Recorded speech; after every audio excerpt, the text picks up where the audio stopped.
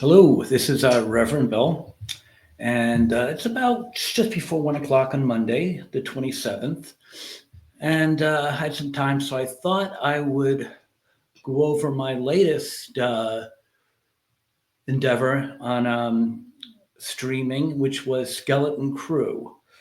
Um, and I don't know where it got its name from. I was trying to figure that out.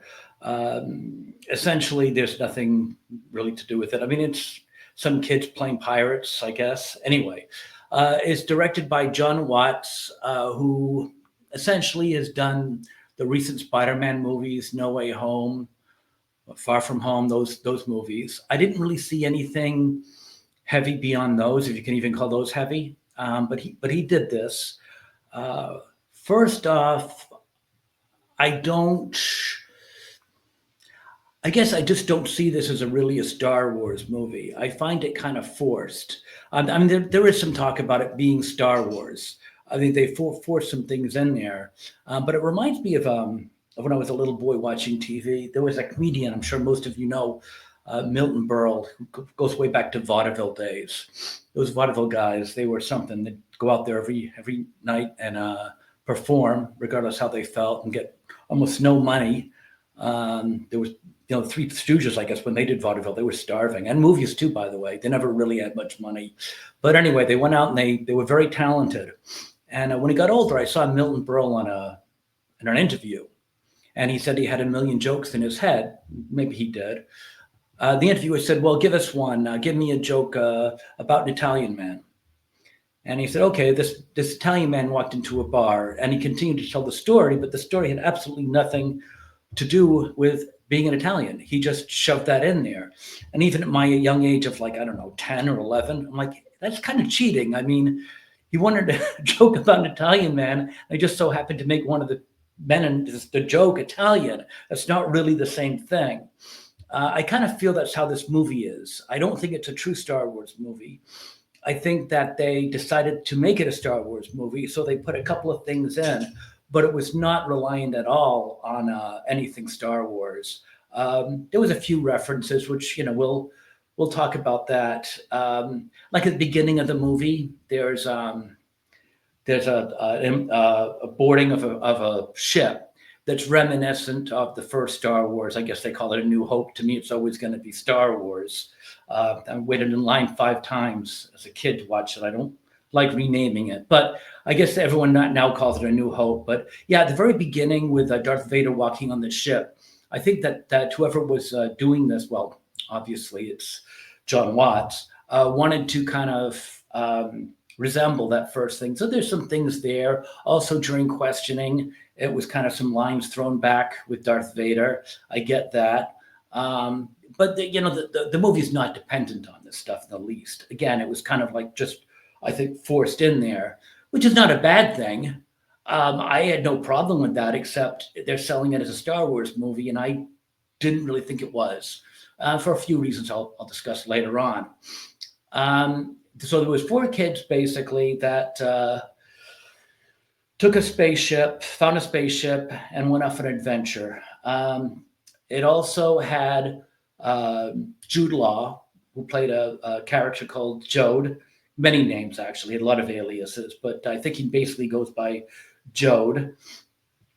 Now, he did have some Jedi abilities, which, again, I think he didn't need them. I think they just kind of added them in there to give kind of a Star Wars look. But he did have some, and I guess the big question was he really a Jedi or was he not? And that was a big question. I'm not going to tell you here. I'm not going to have any spoilers. So that's a big question. Was is he really a Jedi? How did he get these powers? And so on.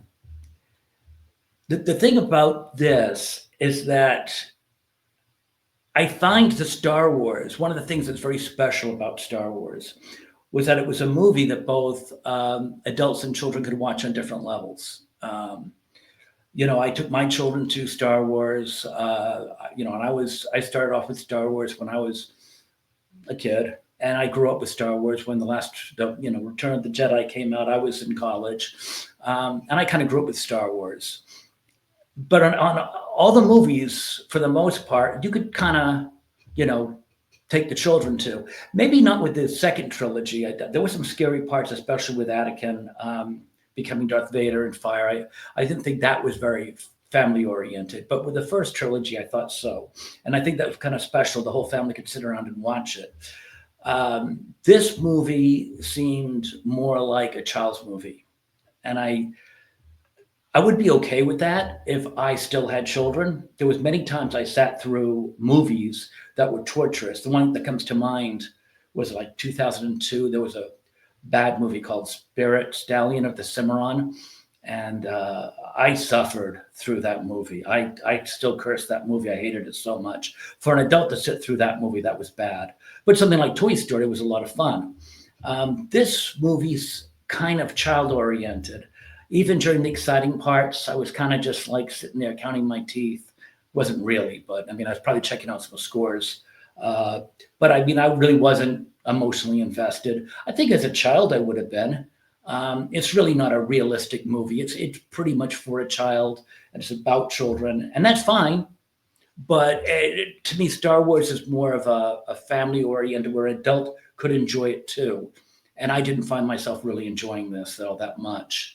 Um, as far as the Star Wars, if you want to compare it on that, I think it's better than the other shows. I haven't seen all of them. I think I stopped after the Obi-Wan disappointment. Did not see the Acolyte because obviously I heard such bad things about it. And nothing really that I saw, actually, I don't want to jump into Marvel, but anything Disney put out, Marvel or Star Wars, I've just been very disappointed in, and I've been just kind of staying away from those kind of movies because I'm tired of being disappointed, to be honest with you. And I think a lot of other people feel the same way. Um, but you know, I mean, as a child's movie, if I sat through this with my children at young, I'd be happy. I would be, because I would know I'm going to a child's movie and I would be fine with it. But as an adult watching it by myself, you know, all 8 episodes, there are 8 episodes. I think they're probably about 35 minutes a piece, give or take a few minutes, depending on which one you're watching. And that's fine. I mean, you know, I again, my big beef with it was I was expecting something that an adult could enjoy, and I couldn't. Maybe you can. So yeah, it was about the four kids. They found a spaceship and they took off into space, and they hooked up with a man who may or may not be a Jedi, and they're seeking their way back to home. There are also rumors that their home is kind of a Fort Knox with money. There are pirates in the universe that are obviously looking to steal treasures. So they have interest in getting back to find out whether this planet really is rich and full of gold. The problem that keeps them is the fact that there's a force field, for lack of a better term, called a barrier that is around the planet to protecting it, so that only special people can leave and come back. So finding the planet's not just the only hurdle, but also once you find it, how are you going to get back down to there? It reminded me a lot of like Stranger Things in space, if I had to pigeonhole it. To watch this movie, though, you've got to be aware of two laws that you cannot question. And the first one is all kids are smarter than adults. That's just a given. It's universal truth. I don't think I saw one adult in the whole 8 hours, or it wasn't quite 8 hours, but 8 episodes, that actually could compete with the intelligence of any of the children. So children are eternally smarter than adults, and just as important, girls are always smarter than boys. You see, the girls always have the plans and they figure things out, and the boys are the ones that always touch what they're not supposed to touch and stumble and fall and a couple of clowns. So yeah, the girls are smarter than boys, and both boys and girls are way smarter than any kind of adult. Just the way things are in this movie, and if you understand those, you're good to go.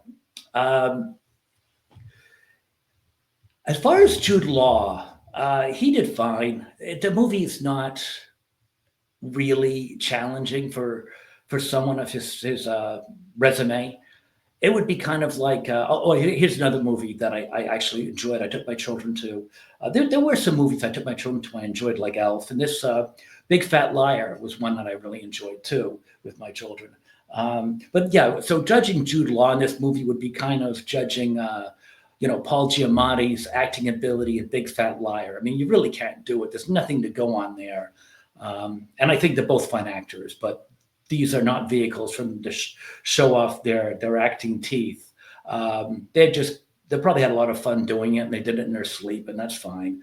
I don't recall there's anything here that would be remotely inappropriate for children. I got to be honest, I wasn't watching for that, but in retrospect, thinking about it, I really don't see anything as a parent that I would be terribly concerned about. There was a lesbian couple of one of the children, but that was not really advertised. It was kind of very quick and unassuming. It was a kind of a bang bang thing, and I don't think I think most adults probably wouldn't even recognized it. So it's not a big deal to me.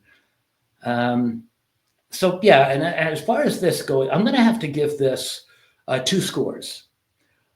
Because again, I mean, you're going to judge it on 2 merits. I'm thinking, again, as a parent who has to take out their children on Friday night, because it's Friday night with daddy, and entertain them, and not have me crying of boredom, I would give this a 7.5. A strong 7.5. On a good day, I'd probably give it a little bit more, because I certainly if I took my kids to this, I would have been very happy indeed. But as far as an adult who binge watched this in my house by myself, that's not something I'd recommend. If a friend of mine came over and asked me if he'd like it, I'd say no. So if you're talking about an adult watching this by himself for entertainment, I'd say it's more like a 5. IMDb gave it a 7.2.